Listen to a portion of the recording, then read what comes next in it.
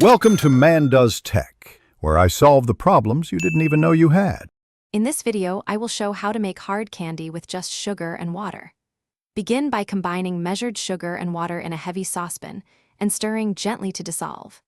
Heat the syrup over medium heat without stirring once it starts boiling. Monitor with a candy thermometer until it hits the hard crack stage, then remove from heat and pour into molds or onto a prepared surface to cool and harden naturally. Once your syrup is boiling, pay attention to the stages to get the right texture. A candy thermometer is the easiest tool to know when you hit the hard crack stage. When it reaches that point, take the pot off the heat and prepare to pour immediately. Have molds or a greased surface ready so you can shape or cut the candy quickly before it cools and becomes brittle. Handling hot sugar requires caution and a bit of planning to shape candies safely. Use a greased silicone mat or buttered surface to pour the syrup and reduce sticking.